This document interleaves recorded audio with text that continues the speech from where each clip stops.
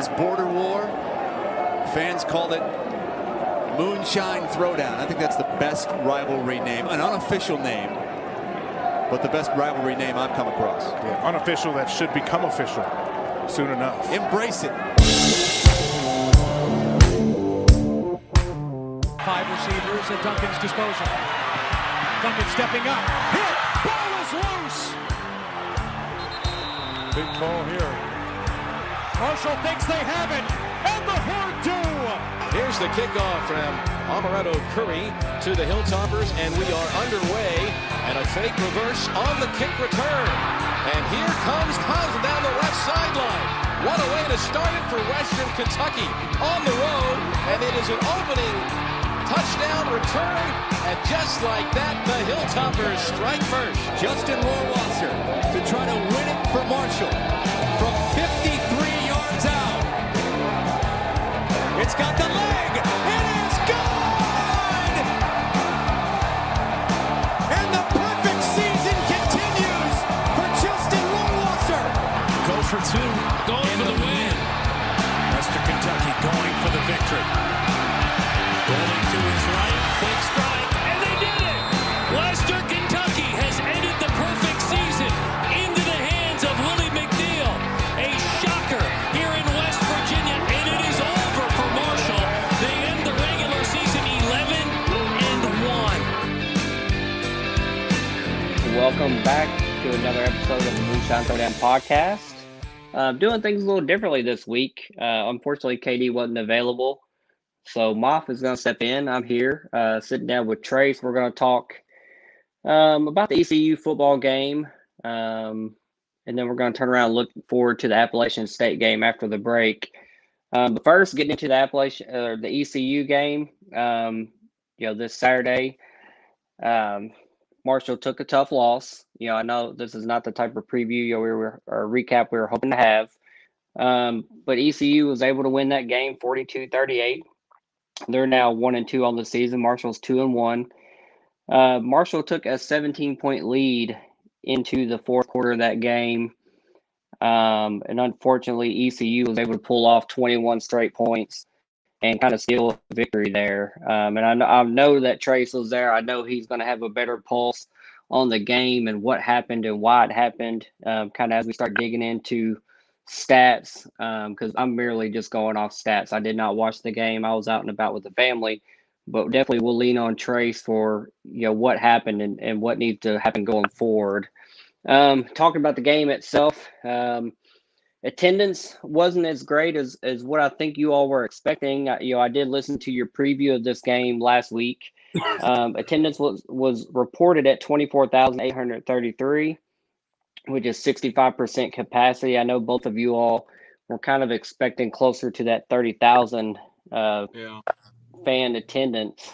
Marshall was favored by 10 coming into this game. The over-under was 58 points. So obviously, with a total of 80 points between you, y'all smashed the over on that, which, in my opinion, isn't surprising. So I guess, first of all, Trace, what's your takeaways from, just the attendance? And, I've seen some murmurs in the Marshall Twitterverse, just people that aren't happy and expected more with who showed up to the game. So kind of what's your initial takeaways from the game and the environment and just, leading up to the pregame, just what's your takeaways on that? Yeah, I mean, you definitely would have liked to have seen a crowd that was at least closer to 30,000 than that, because, I mean, it was a really nice evening and, a pretty big home game, with a lot of history between the two squads and so forth. But, I mean, it's getting to the point now where it's just a waste of breath even complaining about the attendance, because, I mean, that's just the nature of where it is right now. I mean, it's still, people are still weary about COVID. I mean, that's still an issue with people. Everybody, I mean, even guys on Twitter like Keith Morehouse have been saying, these ticket prices are too high. People need to, they need to try to make these a little more affordable for like, a family of 4, just say. And, there's a lot of variables that go into it. So I'm not really, I mean, put it this way, for the crowd that was there, I mean, basically 25,000, a little less than that. I mean, it was a good environment. I mean, It wasn't what it could have been and probably should have been, but it's still, like we said, all the different things going on. I mean, people are still very weary about COVID and all the variants and all the crap going around still. So that's gonna have an effect. It just is. I mean, I think I saw something that said Ohio State, their game against Tulsa over the weekend, had like one of the lowest crowds they've had there in a long, long time. So, like, it's not just a Marshall thing. I mean, put it this way. I mean, I know this isn't really the best way to look at it, but in Conference USA standards, that's one of the better attendances that you'll see. So, I mean, it's not like it really. That's not what it should be, and it's not a good takeaway. But that's one way to look at it. So, it could be worse, but really should be a whole lot better. But whatever. Yeah, I don't think a lot of people in Conference USA can spread a lot of attendance shade because, I mean, across the league, it's not very good, No, except for one or two schools, and Marshall is usually one of the better schools. So, and from the Western perspective, 24,000, almost 25, that would be a full stadium plus some. So, and being that I was at the game last week against North Carolina Central with almost that exact same crowd attendance, I mean, that's still a very loud and vocal crowd. So still a good environment. You'd always love to see more, but like you said, the COVID factor, I don't think you can understate that. I think the elderly population and just people that are unsure and kind of untrusting of this new Delta variant, I don't think it's surprising that attendance is down a little bit. Diving into some of these, the indicators, things we always look at, a lot of this is, kind of looks like a really closely contested game, kind of like the final score dictated. But one of those things, one of these stats really jumps out at me, and it's kind of been a common theme. And, at the end of the day, I think it probably played into, why Marshall lost. First of all, time of possession, basically 50-50. ECU had 30 minutes and 19 seconds. Marshall was at 29-41. So, call that even. Turnovers, ECU had 1, Marshall had 3. So I'm pretty sure this is all 3 games now. Marshall has had multiple turnovers. In this one, they had 2 interceptions and 1 fumble. In a 4-point game, I know we've talked about earlier in the season, this is an area that has to improve. It's something that in a close game is going to cost you a game. Again, I don't know the particulars of this game and the game flow, but I'm pretty sure it ended on a Marshall interception, when they were driving to try to get back in the game and possibly win it. I'm pretty sure a late interception was thrown. So definitely in the Achilles heel and concern right now.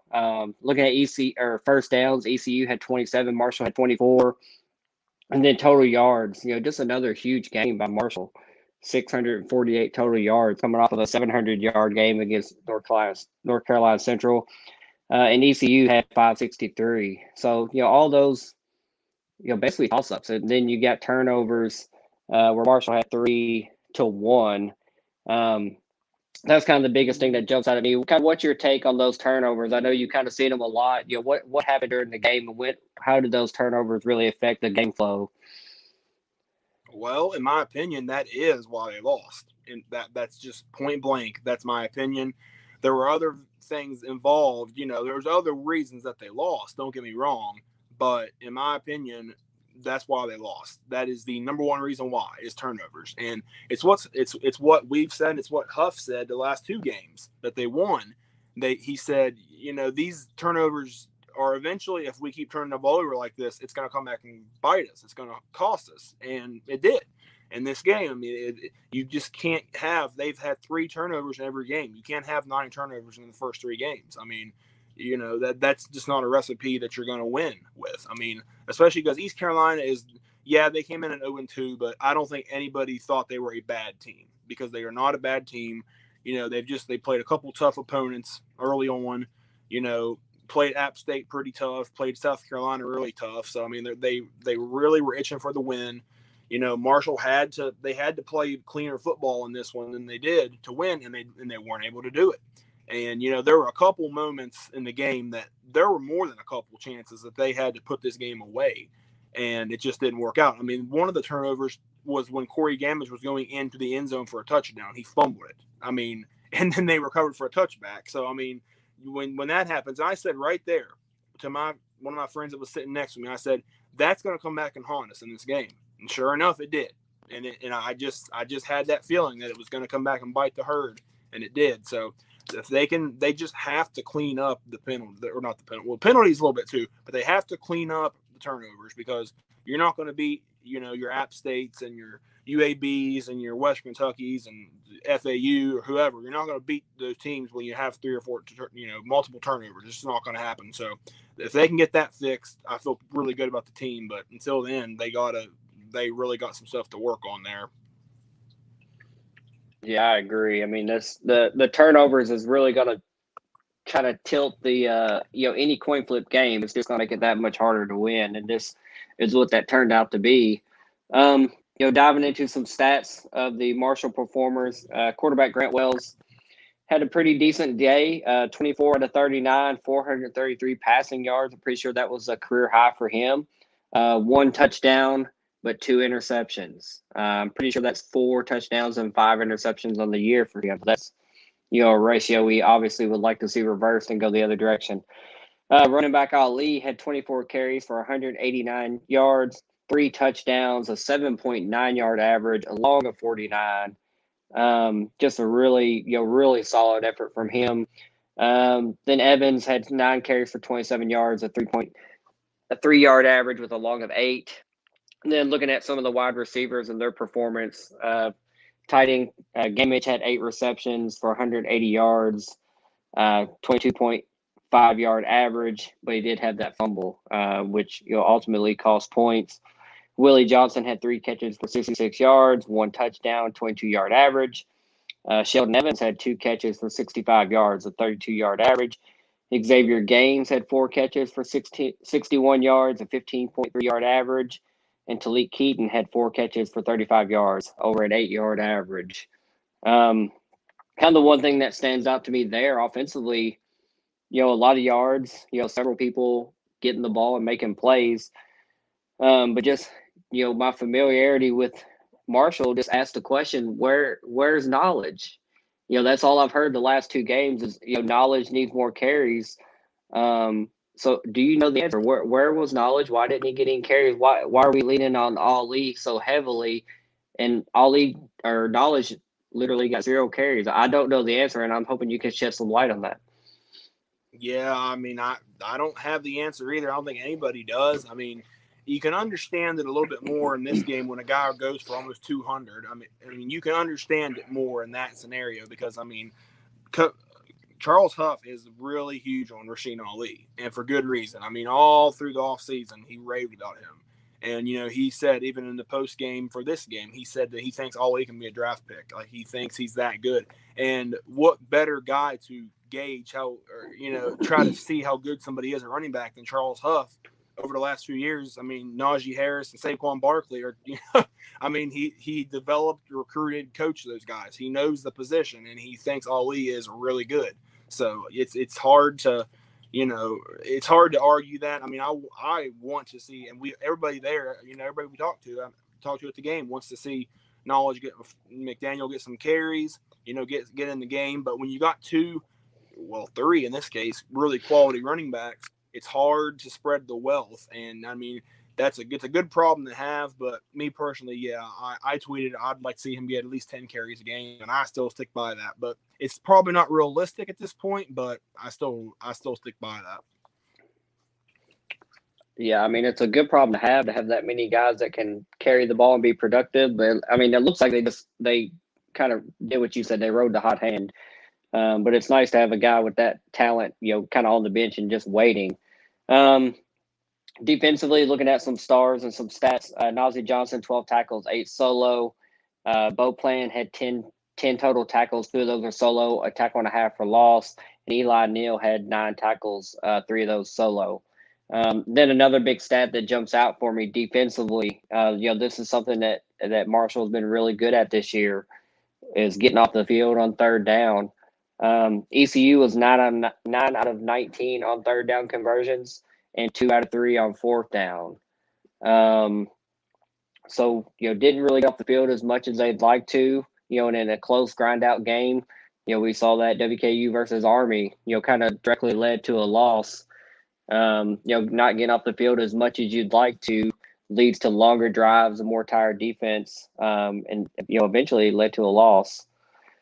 Looking at some special team stats, there really wasn't a lot that stood out. There was only one kick return for 21 yards, 2 punt returns for 12 yards. Kicking, there was a field goal miss. So 1 out of 2 on field goals, 5 out of 5 on extra points, and 3 punts on the day for Lefevre for 136 yards and a 45.3 yard average. Another kind of a stat, something that we saw come to an end, was the streak of Marshall scoring every quarter. Coming into this game, they had scored in all 8 quarters in their first 2 games, and then they scored in the first 3 quarters of this game. We already mentioned the 17-point lead going into the fourth quarter, but unfortunately they were unable to score in the fourth quarter. And ECU did reel off 21 straight points and ultimately pulled off a victory there, a big come-from-behind victory. So not ideal, not something you'd like to see, but, it's what happened to the game. Obviously, we would have rather have seen a win, but it just wasn't in the cards today. I think Huff was, eventually you're going to lose one of those coin flip games, one of those tight, close games. But I think it's how you respond to those losses, really, that's going to tell more about this team than anything. And they don't have time to hang their heads for long because they have a quick turnaround with Thursday night game against a very good Appalachian State team that we'll talk about after the break. But it's a tough loss. It's always hard to take one on the chin that you feel like you should have won, and you end up losing. But that being said, let's jump into some grades. We've kind of talked about stats in the game and just what happened. Grant Wells had another big game with yardage, 433 yards, career high. But the turnover bug is kind of still there, kind of what we saw the end of last year and kind of still continued on to this year. So, what would be your grade for the quarterback versus ECU, Grant Wells? Yeah, I mean, he has the number every single game. I mean, he's been putting up numbers, but it's just the turnovers have been an issue. So, with that being said, I went with a B. I mean, he had, even his completion percentage is good. I mean, 24 out of 39, that's nothing to 430. I mean, that's back-to-backs that he's had a career high passing yards. But here's the problem: 1 touchdown, 2 picks. And the last pick was when they were in the red zone with, under 15 seconds to go, like they had a chance, like they were moving the ball, and he threw a pick in double coverage right at the goal line, in the corner. So like that's not gonna work. It's not gonna. You can't be a championship when you're throwing interceptions every. He has thrown at least 1 interception this year, and that cannot continue. The quarterback rating, it was 66.6, which is a little odd as a number, but I mean, as a QBR, I mean, yeah, it's okay. He missed a couple reads that were pretty bad, especially there. This is something I don't think anybody has really mentioned. I don't know if it was as blatant as I thought it was, but on that last drive, when Marshall was moving the ball, trying to go down and win the game in the last few seconds, it looked like he had, I think it was Talik Keaton, wide open down the seam, wide open. And it probably would have been an easy touchdown if he had made that throw, but he didn't see him. I think he threw it to Willie Johnson or somebody else, but it looked like he was absolutely wide open, and it would have probably been a walk-in touchdown. So stuff like that, you can't have that. You can't just, he's gotten a lot better at just looking at one receiver, but like you still have to look at the entire field in situations like that. I know it's easy to say sitting here, but still, when your guy's that wide open in that crucial of a moment, you got to make the read. So I went with a B. I mean, B's fair given he put up some really big numbers, but you just can't have the 2 picks. I agree. I think B's fair, and concerning that the missed wide open receiver down the seam, I think I saw the Marshall beat writer tweet the same thing. I think he said something about Grant Wells is going to be sick in film tomorrow because he had Keaton was wide open down the seam. So yeah, I definitely think you're right. And when he goes back and sees that, yeah, he'll be kicking himself. And obviously he's still a young quarterback. However you want to look at it, he is still a young, second year quarterback. So, there's obviously room for improvement, but yeah, that will be one that he'll wish he had back for a long time. What about, the total of the offense? A lot of yards, a lot of points, kind of what we've come to expect from this, new Charles Huff offense. How would you grade the offense in this game? Yeah, I gave them a B as well. I mean, they put up a good amount of points. 38 points. That's a solid day. 647 total yards. They keep really piling up the yardage, which is good to see. 433 passing, 214 on the ground. That was a really good ground performance, mainly by just Rasheen Ali, but still, it was good to see. They were 6 of 13 on third downs. That's almost 50%, but 3 turnovers. That's a big, big one. The fumble at the goal line by Gamage was huge. I mean, at that point in the game, like it felt like it was getting close to being like comfortable as far as Marshall pulling it out, but like I said right there, that will come back to bite them, and it did. That's a catastrophic mistake. I mean, when you're going in for a touchdown and there's a scrum and the ball comes out and then it's a touchback for the other team, that's all. I mean, it can't get much worse than that. So that was a huge one, and the offense just came up short in the fourth quarter. I mean, they had some drives put together, but for one reason or another, they couldn't quite finish it and put more points on the board. So offense put up a lot of numbers, a lot of stuff that they've been doing. But at the end of the day, the turnovers were an issue, and, just a couple plays that were not made in the fourth quarter. So I'll give them a B. Yeah, I think a B is fair. Obviously, it feels like you're just one play or two away from just keeping this victory in hand instead of letting it slip away. So I think a B is fair. Defensively, it looks like the Herd as a total had 5 sacks, 9 tackles for loss. So just continue to do what they do on the defensive side of the ball. Just swarming, behind. They're in the backfield. They're in your backfield, chasing you around, causing chaos, and just really being a force and a strong unit. Probably going to be one of the better defenses in Conference USA by far. Even though they in the end they gave up a lot of points, but it was still an overall solid defensive effort from just a number standpoint. Just what I'm seeing, it looked like 2 pretty evenly matched teams. So how would you grade the defense after the game? Yeah, I mean, they did another phenomenal job at pressure, getting to the quarterback and all that kind of thing. But I still was not very impressed with this performance. I went with a C+. I mean, when you gave up 42 points, I mean, that's not going to win many games. 561 total yards, that's not very good. I mean, that's by far. I mean, they had been dominant the first 2 games, and that was just a total flip-flop from that. But they did have 5 sacks, 9 TFLs, 15 quarterback hurries, a fumble recovery. That was all that stuff is game in and game out. They're just excellent. But unfortunately, the short to intermediate passing game really hurt them. They were giving ECU those 5 to 7 or 8 yard routes. They were giving them that territory the whole game, and it kind of hurt them. They got bit on a couple of deep balls, not really much as far as deep balls go, but the short to intermediate passing game, they ate them up there.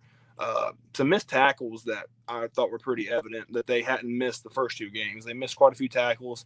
The secondary had some issues once they started going at the secondary when they got down, 17. Once they started going at the secondary, it didn't turn out the greatest because they were, they had to throw at that point. They had to throw it every play essentially, and they put a lot of pressure on them corners and the safeties, and unfortunately they didn't rise up to the occasion enough times. The ever constant factor of not turning their head in coverage, that type of thing, just it left a lot to be desired. They could have done a lot better, and I don't think that game will continue for the defense because I think the defense is way too talented, but the circumstances just didn't lead to a very impressive overall day, in my opinion, outside of sacks and pass rush. So I went with a C+. Yeah, I think that's fair given the outcome of the game. Obviously, if it went in your favor, might have been a little higher. If ECU hadn't scored 42 points, I think that's fair. All right, now as far as special teams wise, there wasn't a lot as far as the kick return game. We did mention the kicking, 1 or 2 out of field goals. So there was a missed field goal opportunity for points there. I don't know when that happened. I don't know distance. I don't know anything about, how that disrupted kind of the game flow. And then the punting, Lefevre had 3 punts for 136 yards for a 45.3 yard average. So overall, given those numbers, how would you grade the special teams performance as a whole in this loss to ECU?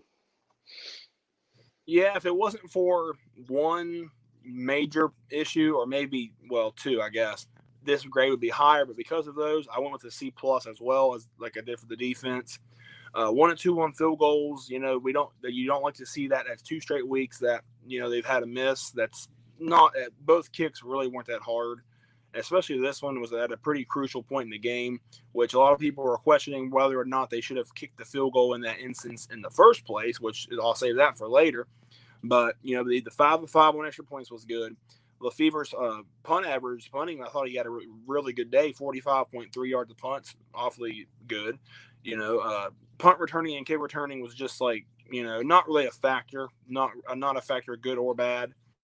But the issue lies with the fact that the onside kick team had no idea what to do when they kicked that onside kick.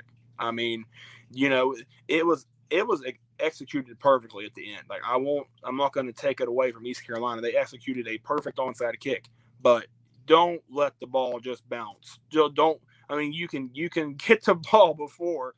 There's no rule that says you can't jump on it and grab it before it goes 10 yards. They just let the thing keep going and going and going. And then ECU jumped on it. I mean, you can't have that.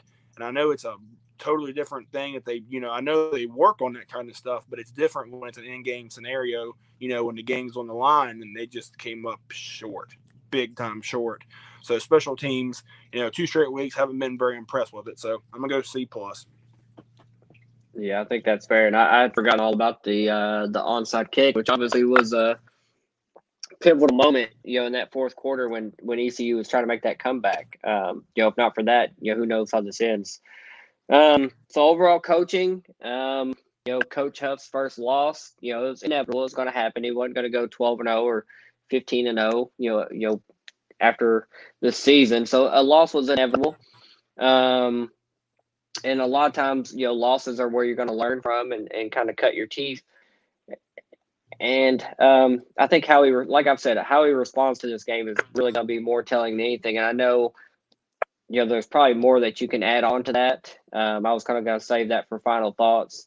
But, how would you grade just the overall coaching performance for this game? Yeah, I gave coaching a B-. I mean, there was a couple things that really stood out that were question marks, regarding coaching. Defensively, the issues there, I don't think that's on the coaching. Yeah, everybody wishes that the corners would turn their heads in coverage more, but I don't really. They called a great game, pretty great game defensively, because they had all the pressure and all the sacks and all that going on. So they were really good there, but the secondary is where the issues lied.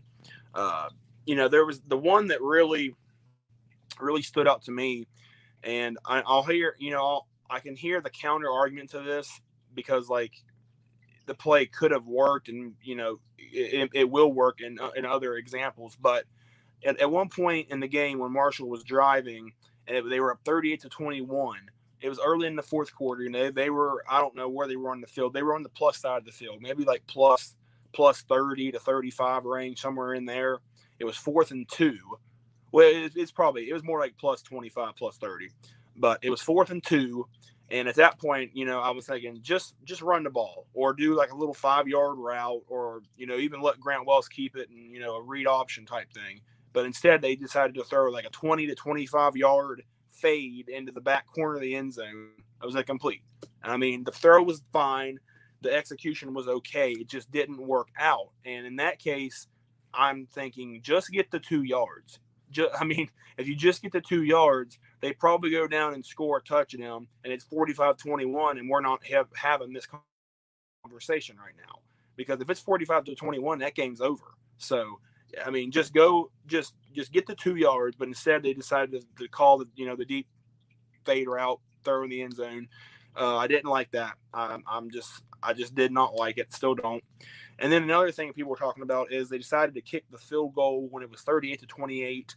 It was 4th and 5. They decided to kick a very long kick, but that would have only made it 41-28. I don't have, and of course he missed it, but I don't have as big of a problem with that as I did the 4th and 2, because at this point, you know, 4th and 5 is a little harder to get than 4th and 2. That's the way I look at that. So yeah, would they have been able to get it on 4th and 5? Maybe, but I don't think that was as big of a factor as the 4th and 2 pass play. But that's just me. I mean, both are questionable, but the 4th and 2, I just flat out do not like that. So there was a lot. I mean, Huff, you know, he's taken the blame for everything so far this year. Everything that goes wrong, he takes the blame for it, and he took the blame for this game multiple times in the post game. Yeah, that's just, then, you know, you like to see the transparency there and the stuff that he's providing. So, you know, this is close, and new coaching staffs have to learn how to do this kind of thing too in tight games like this. So hopefully this is a learning experience for not just the coaching, but the players as well. So B minus. Yeah, I think that's fair. Now getting into the overall, just looking at the game as a whole, obviously it turned out to be a loss, a disappointing, upset loss. Last minute, fourth quarter, you gave it away. They took it away. However you want to look at that. With everything now, everything we've talked about, what would you give the overall grade for this game? Yeah, overall I said C+. I mean, it's hard to give a loss like much more than, a C range grade, low B, something like that. It's hard to give it much more than that. And especially in a game where you're at home, you're playing in one of the historically toughest venues to play at in college football, and you blow a 17-point fourth quarter lead. I mean, that's inexcusable. It's just flat out inexcusable. I mean, it's early in the season. It doesn't make or break the season. It doesn't make or break the season if they had won.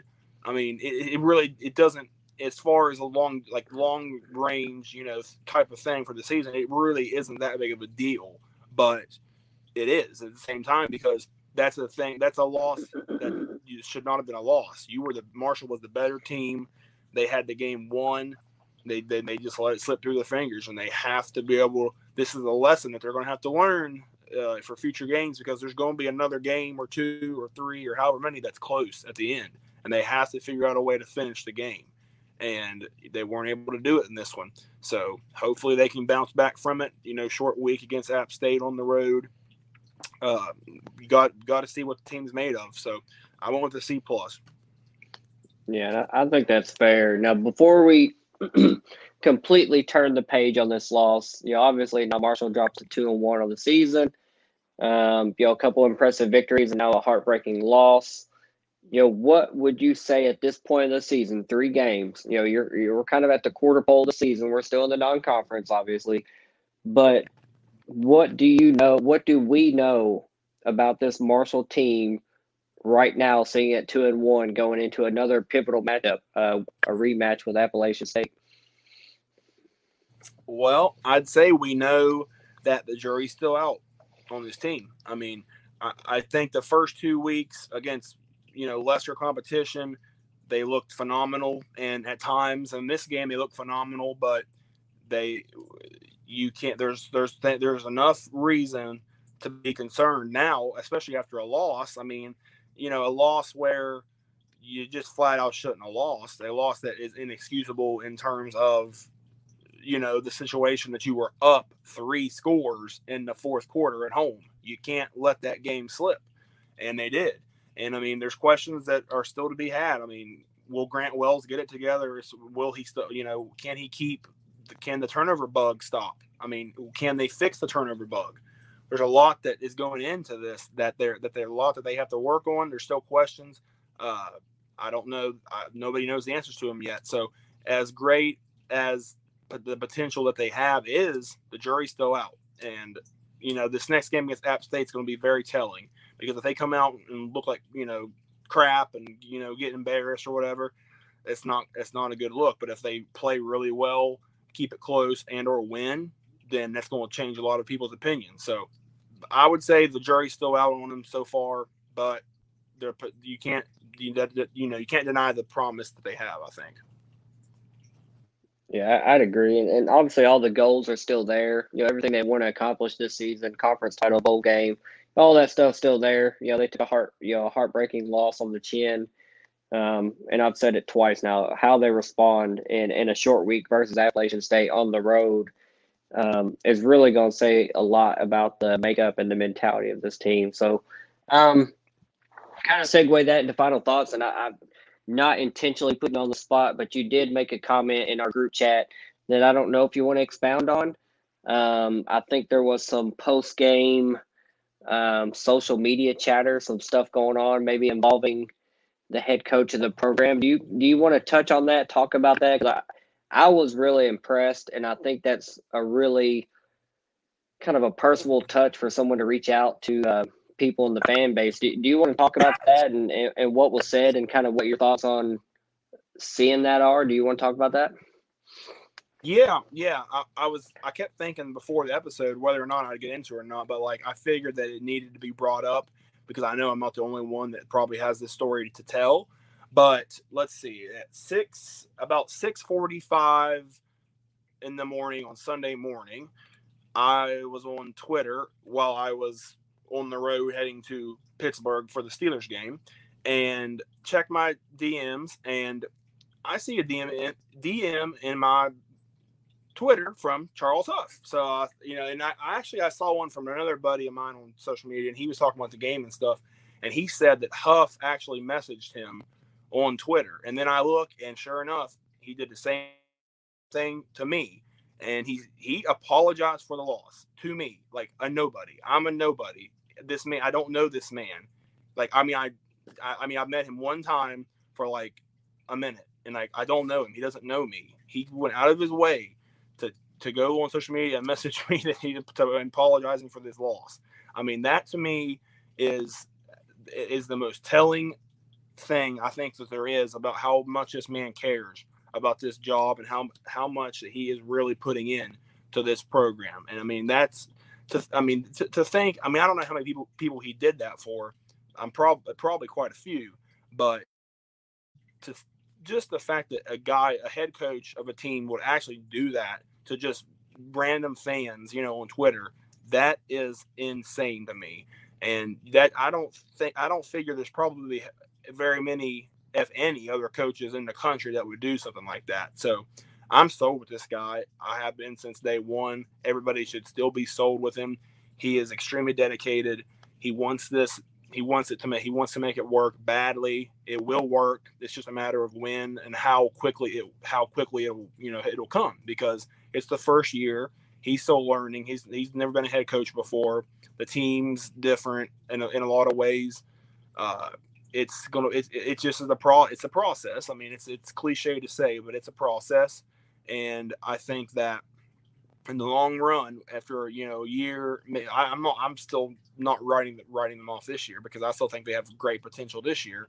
But in the next couple of years, 2-3 years down the road, they could be really, really dangerous. And they didn't even go home after that game. I mean, they did a walkthrough and some stretching and stuff after that game. They didn't even go home after the game, and he was there. He was already watching film.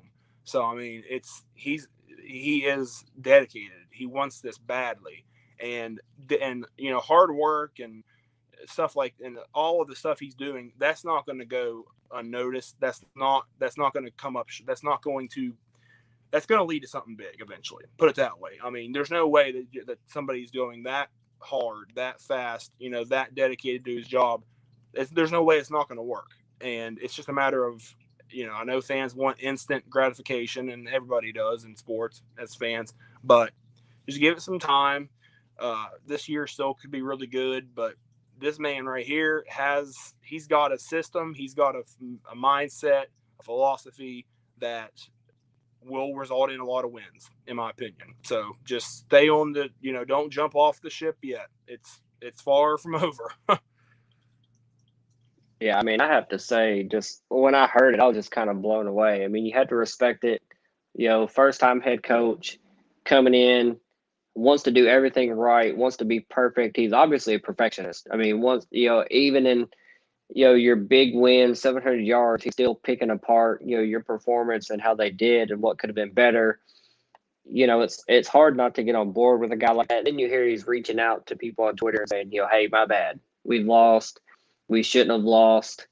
I know you're there. I'm sorry to disappoint you.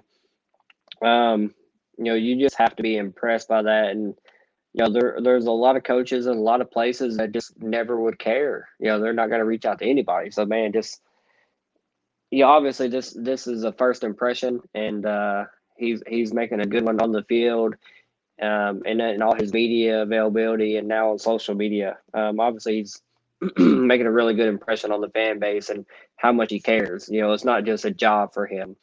He wants to win. He cares, and he wants to take Marshall as far as they can go. We're going to turn the page. ECU was able to get the win. Marshall took a loss. We knew we were going to be here eventually. We didn't know when a loss would happen, but it happens. Close game, nail biter in the fourth quarter, but it was a loss. But after this break, we'll come back, and we're going to talk a little bit of Appalachian State, another tough matchup. Marshall does not have long to hang their heads because there's a tough matchup. That was tough last year, and now we've got the rematch this year. So hang out on the other side of this break. We got more football. We'll be back. I apologize for everybody who, had a lot invested in this weekend. I fully understand what this game, this tradition means. We'll be better. We'll be better. I'm proud of this football team, though. I am not putting any person's want to win any further ahead of this football team. I'm proud of these guys. I love these guys, and we'll be better. And anybody who wants to jump off the wagon, go ahead and get off while we're slowing down, because when we pick up speed, you're not going to be able to get on. Go Herd. All right, welcome back. Moonshine Showdown podcast. We're going to do us a little preview of Marshall's big road game coming up this Thursday on the 23rd, Thursday at 6:30 p.m. or 7:30 p.m., I guess your time, at Appalachian State. And this is on ESPN, I believe, if I'm not mistaken. It's on ESPN, the Uno. So this is a big game, big Thursday night game. Obviously, this is a return match from last year. The two teams played last year at Marshall. At the time, Appalachian State was ranked number 23, and Marshall won 17-7. Coming into the game, Marshall is 2-1. Appalachian State is also 2-1. And the overall series of this game, Appalachian State leads 14-9 in the overall series, but Marshall has won the last 3. But before last year, I think the teams hadn't played since like 2002. Before last year, and then before that it was like 96. But before that, you all played like almost every year in the 80s and 90s. So this was a kind of an old rivalry game for you all, kind of renewed, kind of in a regional sense. But Marshall has won the last 3 games. Looking at the power index, the ESPN power index really likes Appalachian State. 81.1% in favor of Appalachian State to 18.9% for Marshall. But then kind of look on the flip side of that, when you look at the Vegas numbers, Vegas isn't so sure about it, because Vegas has Appalachian State favored by 7 with an over-under of 58.5. If you look at last year's game, 17-7, you're thinking way under. But if you look at this year's results, you're thinking the over on that.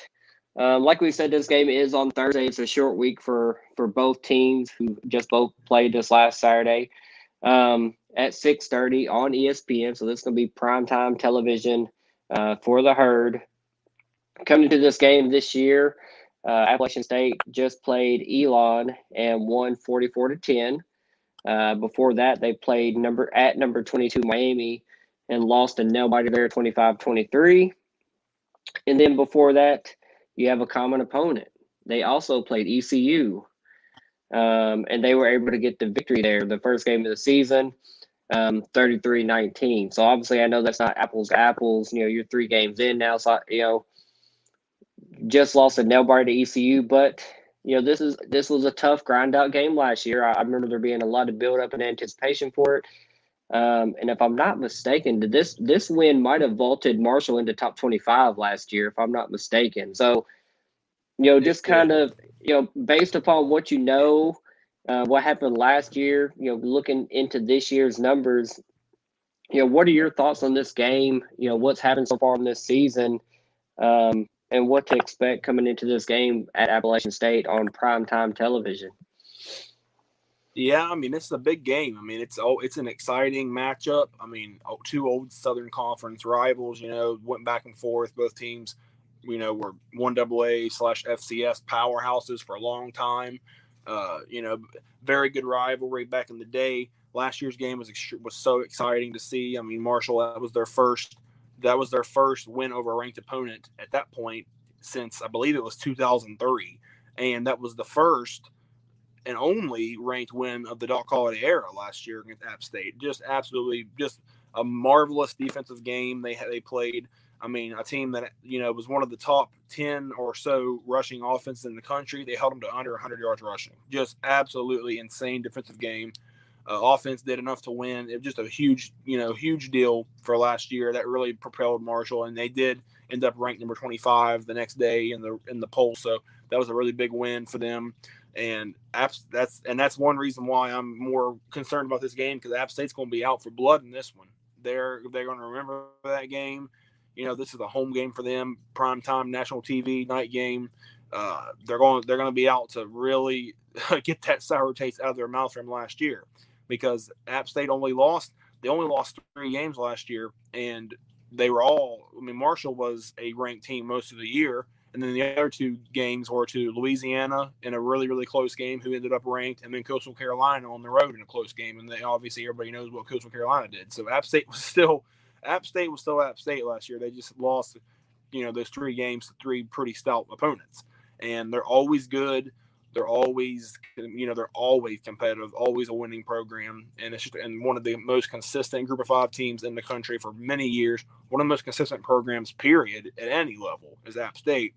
And it's a great team to have on the schedule to see where you are, in terms of the Group of 5 power rankings type of a, thing. So it's going to be a tough one. Marshall's got a lot to, a lot to live up to here. They got a lot to rebound from after that East Carolina fourth quarter debacle. So they have a lot riding on this game. This is a big, big game that could really turn the tide of the season. So I'm curious to see how they respond.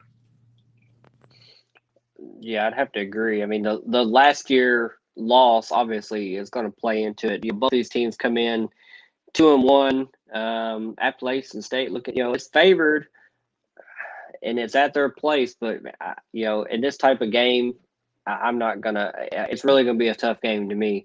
Looking at the teams, comparing them offensively, Appalachian State comes into the game averaging 33.3 points per game, whereas Marshall's averaging 43.7. So both really high scoring teams.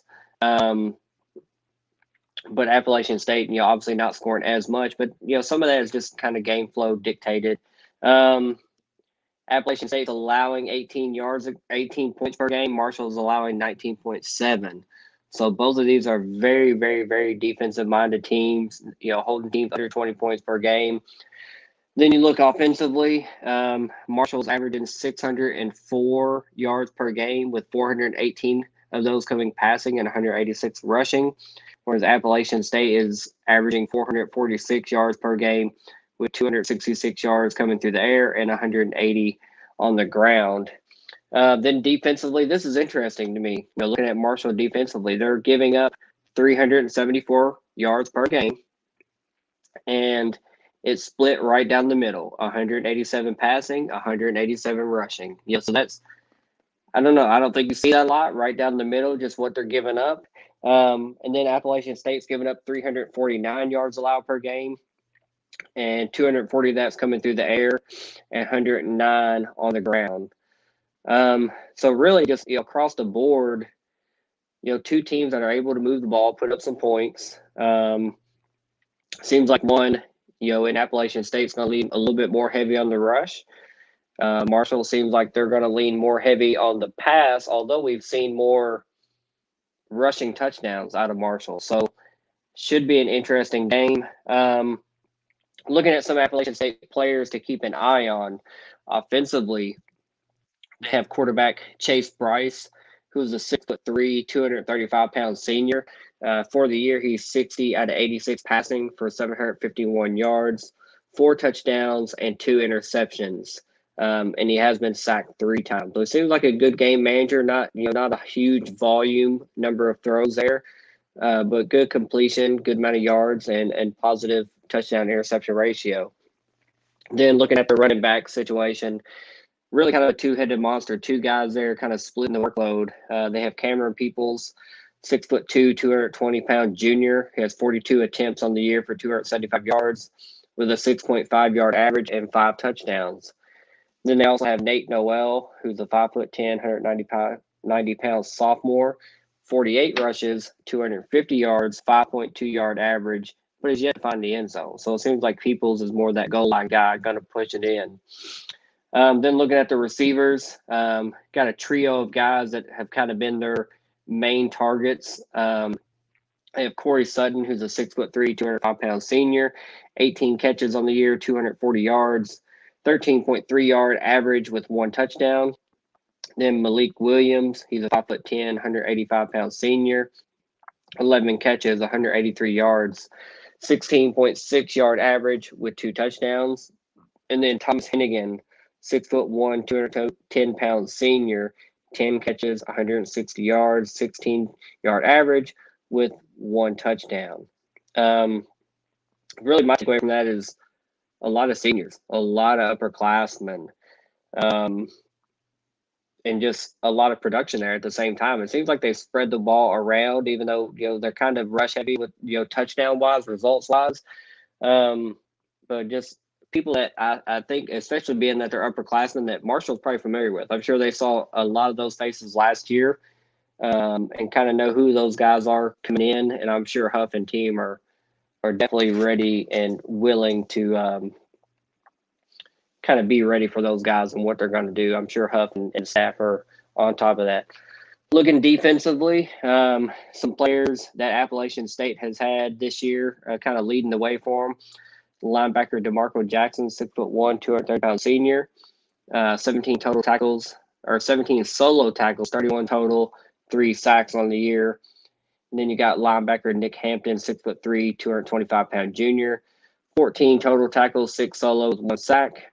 And then you have a defensive back, Sean Jolly, 5'9", 175-pound senior, 12 total tackles, 10 solo.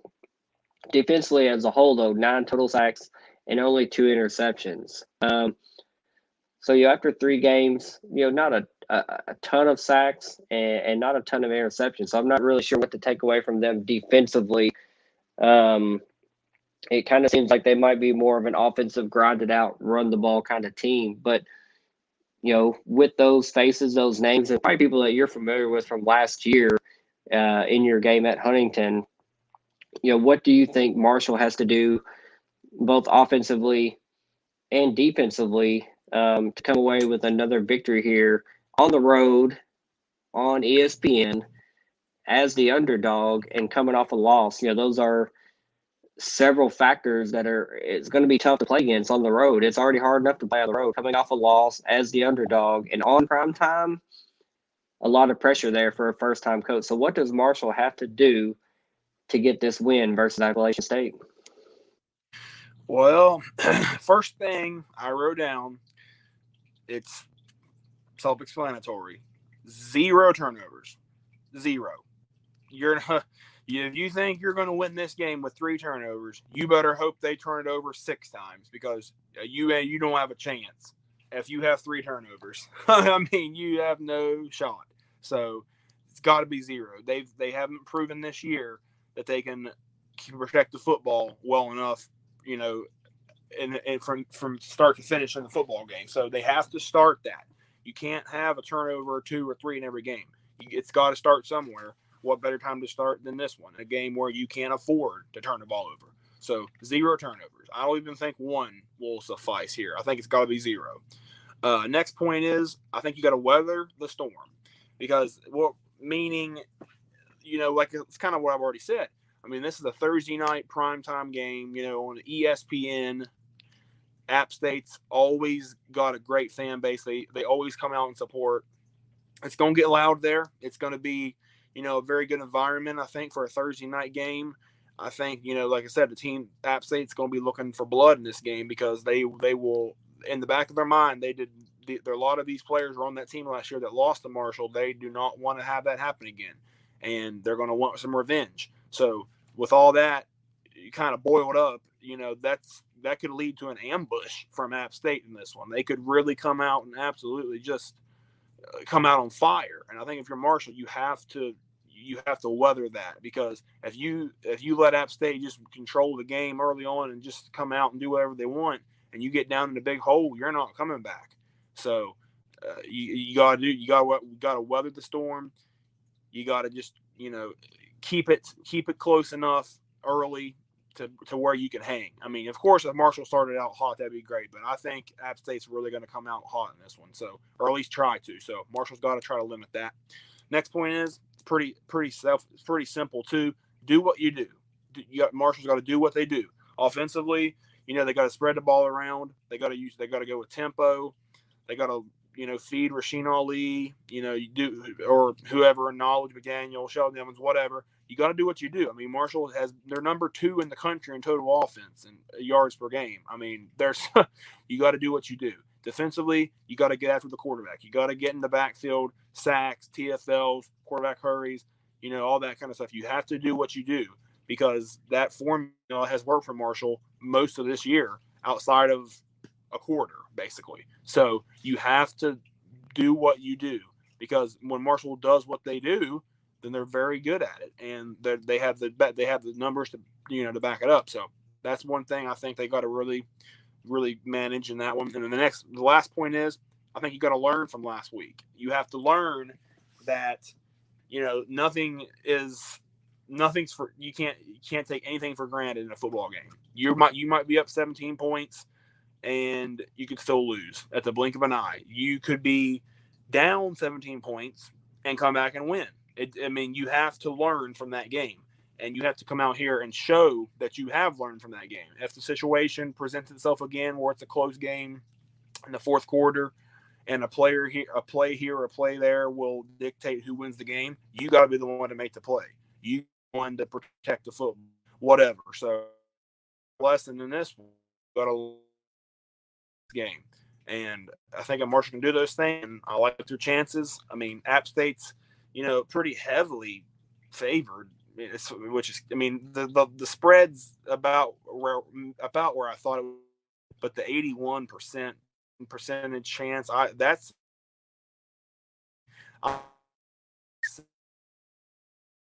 like that, but that's high. I think much better than Marshall. So, but Marshall's got a lot they have to do right in this game. Yeah, I agree. And I wrote down a few things, and I feel like 2 or 3 of ours matched here. I wrote down turnovers first, and I didn't write down 0, like you did. But I think you have to be on the plus side of turnovers. I don't think you can have multiple turnovers like we've seen every game this year, and still come away with victory. I feel like this is going to be another one of those tooth and nail on the road, primetime, tough games that you've got to play as clean as possible. Whether that's 0 turnover, whether that's only 1, whatever it is, I think you've got to play the cleanest ball game possible to put yourself in position to win at the end of the game. The second thing I put, finish drives. It sounds simple, but we've seen now several times this year where there's been turnovers that have killed a drive, missed field goal, fumble, driving down to potentially score. I think points are going to be a premium. And I'm still, I'm not sold yet on what this final score is going to be. I know score predictions coming up, but I'm still not sold on, last year was 17-7. This year we're seeing 40-30 type scores. I don't know where I'm going to land with my score prediction yet, but I think we have to finish drive. I think every point is going to prove valuable in this game. Then my third point, I wrote down play physical, and it's something that Marshall's done all year. It's something they did last year. Their defense is just always everywhere. There are always multiple people chasing the ball, hitting the ball handler, causing chaos in the backfield, hopefully causing turnovers, whether that's fumbles or it's interceptions, whatever that is. I think, and you said do what you do. And I think what they do on the defensive side of the ball is play physical. Be the more physical team, set the tone of the game. Obviously within legal parameters there, but I think they just need to be physical, set the tone of the game. And I think good things happen for there. I think if you're creating more turnovers, you're finishing drives, you're not turning the ball over, I think you have a better chance of winning. Those are my points of victory. Again, 2 or 3 almost matched up identical to yours. Coming into this game, really there's a lot of different ways you could go with this, but who would you pinpoint as your 200 proof player versus Appalachian State? Who's got to step up and lead to victory? I think it's got to be Grant Wells. I think that it has to be him. The buck starts and stops with Grant Wells. And, in the previous game against ECU, a couple interceptions were, crucial against Marshall. And in this game, you're not going to be able to afford to do that. He has to play his best game of the year. He has to play turn-free, clean football. He has to do his thing. And he's more than capable of doing so. In this system, he's flourished in this system this year, numbers-wise. It's just the interceptions have been a problem. And that's got to be something that's corrected. I think he will correct it, but it's got to start somewhere. And like I said earlier about the turnovers, what better place to start than this game? So I think it has to start with Grant Wells, because if he goes out there and has, a horrific game or has a lot of turnovers or whatever, Marshall's got no shot in this game. So it's got to start with him. So I think he has to have his best game of the season so far. So he's my 200 proof player. Yeah, I also wrote down Grant Wells as mine. I think the guy pulling the trigger is a lot of times should be your 200 proof player. He literally touches the ball every play. And coming in with a 4 touchdown, 5 interception ratio, that's something, that you don't want to see. And on this one, I actually wrote down Grant Wells, 0 turnovers. Fumbles, interceptions, that stuff. Like this one, I wrote down 0 turnovers. I didn't write down my point to victory because turnovers are going to happen, fumbles, whatever. They will happen from time to time with good defensive play. But on this one, what the quarterback can control, decisions he's making, throws he has, and keeping good ball security, I wrote down 0 turnovers on this one.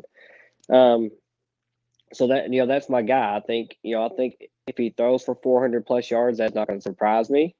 A couple touchdowns, a few touchdowns, whatever that whatever that is, but making smart decisions has kind of been his Achilles heel since last year, going into that last 4 or 5 game stretch.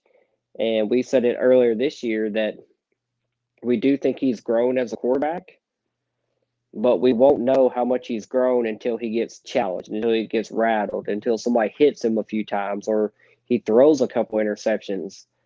Is it going to turn into the Rice game last year, or is it going to, turn around and he leads the team to victory? That's kind of what we're waiting to see. I'm not, even at 4 touchdowns, 5 interceptions, I'm not burying him and saying he's not a good quarterback. He hasn't grown. I think he's still a young, barely sophomore quarterback with a lot of playing time ahead of him. I think he's still going to grow and be a really good Marshall all-time quarterback. We said that last year. Man, y'all have got a quarterback now. But I think coming into an important game against a geographical rival, a historical type rival, and just a game of this magnitude on the road, he's got to step up, and he's going to have to kind of ball out and just have a really short-term memory on, I've thrown some picks. Those have happened. Those are in the past. Time to move forward. Time to study the film. What happened? Why did it happen? Move forward. So I think Grant Wells is a good decision there as well for my 200 player. This is where it gets tough for me because I still don't have anything penciled in here. If I zoom down on my paper, nothing there. I'm going to hedge my score based upon what you do. I'm going to Price is Right to do a $1 if I have to. So, Trace, what is your score prediction for Appalachian State? Well, before the season started, in the season predictions episode, I predicted that Marshall would go 3-1 out of conference, and the only loss would be to App State. I have to stick with it. I have to stay Appalachian State. I'm going to say 31-24 over Marshall. Now that doesn't mean that I don't think Marshall can win, because I 1,000% think Marshall can win the game. I don't think Appalachian State is that much better than Marshall. I just don't. I think, they beat East Carolina, yeah, but Marshall had a chance to blow out East Carolina. They just didn't. They just blew it. So, I don't think that that necessarily means that Appalachian State is a lot better than Marshall. I just think they finished that particular game better than Marshall did. I mean, I think that the teams are relatively close in terms of overall team talent and this and that and whatever. I think it's a close battle there, but Appalachian State at home, in a big, probably a really good, loud, boisterous crowd, I think it's going to be tough for Marshall, especially coming off of a really tough loss where you should have had it in a short week. It's a lot to ask out of a team. So Marshall can win the game, but I have to stick with the courage of my preseason conviction here and say Appalachian State gets the win in a close one. All right. So, I like your score prediction. I hear your score prediction. I have a really hard time thinking that Marshall only scores 24 points. But I absolutely respect you sticking to your guns in the preseason and saying your only loss is going to be to Appalachian State in the non-conference.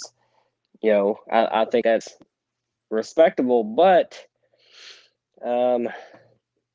also think with the ebb and flow of a season and learning and wins and losses, unfortunately the loss ECU happened, but I think the coaching staff dials back in and comes back in more prepared, more focused, and ready for this game. And I don't think Appalachian State can hold this offense and what we've seen this year production-wise. I don't think they can hold them to 24 points. I think they can score 31 points, but I think we see more of a 38-35 game, and I'm leaning on Marshall. I'm giving Marshall the victory, an upset victory on the road on national television against a very good opponent.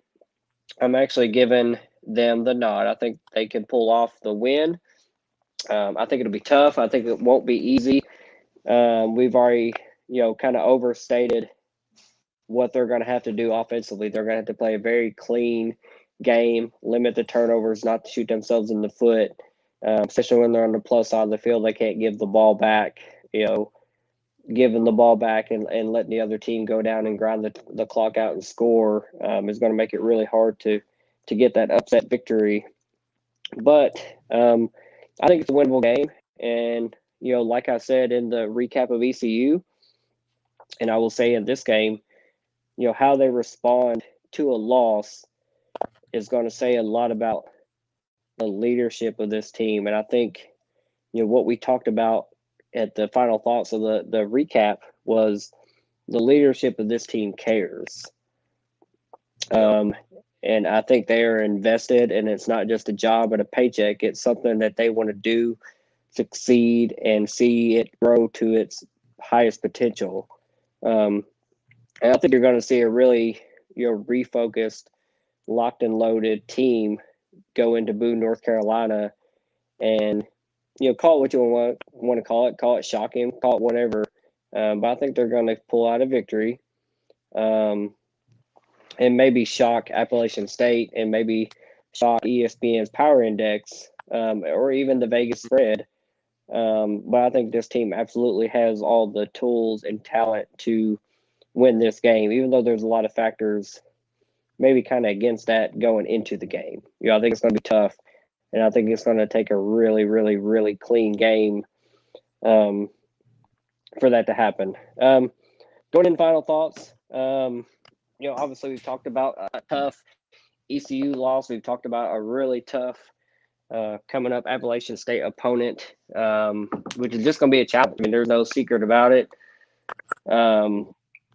We're coming up on the conclusion of out-of-conference play and still, trying to figure out which way this team's going to go. You said earlier the jury's still out on how successful this team can be or will be or won't be. But at the end of the day, out of conference, all the big goals are still attainable. Bowl eligibility, conference championship, all that stuff is still there for the taking. But this is a really kind of tough portion of the schedule to have to figure it out. And I think that how they respond and how they play this game is really going to lead a lot of momentum into their conference play. With that said, let's lead into your final thoughts and get out of here after a couple, recap and a preview episode. So what are your final thoughts for Appalachian State? Yeah, I mean, this is a really big point of the season already, and this is only game number 4 coming up. I mean, it's a big point of the year for the Herd. I mean, after their first loss, the first loss of a new head coach, a new regime, you got to see how a team responds to that, and I think they will respond well. It's just will it be strong enough of a response to get the win? That's the thing, as we don't know yet, and that's. Everybody keeps talking about, and, I said it before, that they have a lot of potential to be really good this year. But like Huff said before, potential is the most dangerous word in America when it comes to college football, because potential, it doesn't mean a thing unless you do it. It doesn't matter. You can say you have endless potential, this and that, but you have to prove it. And, Marshall has shown signs that they could prove it and could be that team, but they also have a lot that they have to work on, and this is a game that they need to start trying to get some of that stuff worked out. So hopefully they can pull off the upset here. I mean, that would be awesome. That would be a great way to head into conference play. So we'll see how they respond. Man, I agree, and I'm really looking forward to watching this game. I don't watch a lot of Herd football. Obviously a couple weekends ago was an exception when I was there. I didn't get to watch the ECU game, but this Thursday night game on ESPN, I will be tuned in watching this game because I know it's going to be a good one. But with that, we've had a couple good recap preview here. I'm going to send us out. I'm going to hit us with a go top. Trace, hit us with a go Herds. All right, guys, we're out of here. We'll see y'all with a recap of this game after it's over. See y'all.